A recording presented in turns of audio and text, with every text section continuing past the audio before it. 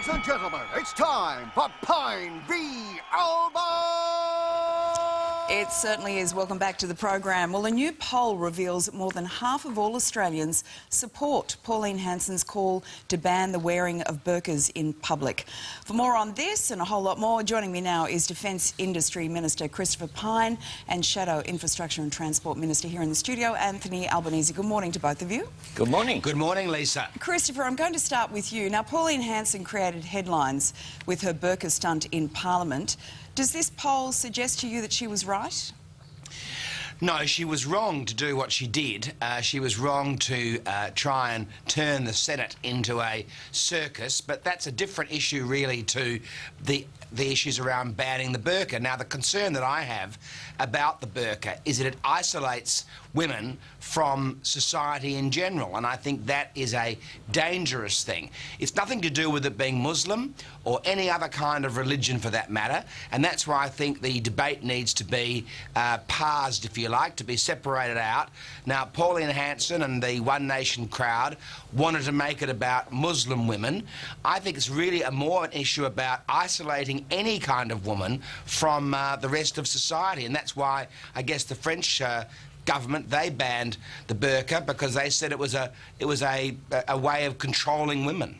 Anthony, can you understand why people are uncomfortable when the burqa is worn in public? Of course I can understand it. I'm uncomfortable, and I think people who aren't from that culture are uncomfortable with it. That's not surprising. There's a big step, though, towards banning things. Banning things does not work. I think that's why George Brandis made the comment that he did. There's a whole range of behaviour from people of different cultures, different ethnicities, different religions that people mightn't be comfortable with, but that doesn't mean you go about banning it. All right, well, let's move on. And welfare recipients will be randomly tested for drugs from next year. But the experts and the government are divided on whether it could do more harm than good. Christopher, there are concerns that those who are most likely to fail these tests will turn to crime to feed their addiction. How's the government going to monitor this?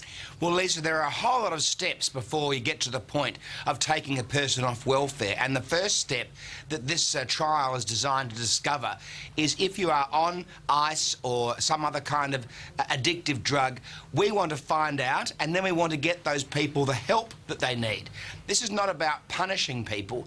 This is about trying to get people off drugs and into work so they can become a full member of society again. And I think too many people have jumped to the conclusion at the end that this is a way of punishing people. It's actually a way of trying to get help to people who can't get work because they're on drugs. Anthony, Labor wasn't supporting this a couple of weeks ago. Is that still the case, or are you just waiting for the results of these trials? Well, all of the experts say that this punitive measure will not work.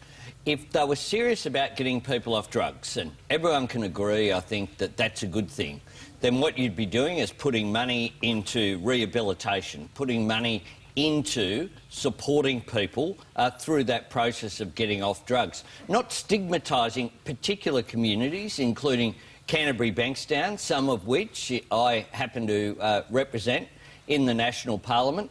People are quite resentful with the singling out of particular communities to say, oh, that's where the dole bludgers are, that's where the drug addicts are. That's what's going on here. Well, a trial happens to be, go have a trial in the eastern suburbs and see how you go in Wallara or what have you. Just pick people up at random there.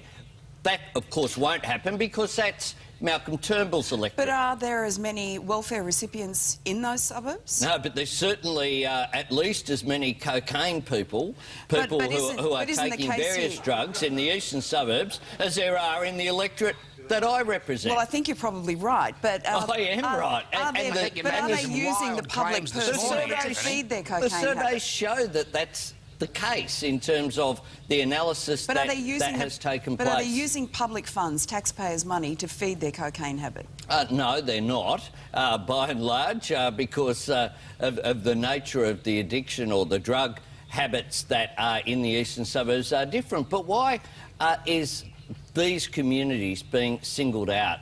It's just a pilot program, the important thing is, well, all of the experts, not one expert has come out in support of the government's position on this. We should be listening to the experts in the health area when it comes to policies to achieve outcomes. We can agree on the outcome of getting people off drugs is a good thing, but go about it the right way. All right, there you go. We didn't mention citizenship once. I think that's a win. Well, I think we're all think sick of Australians are probably over it.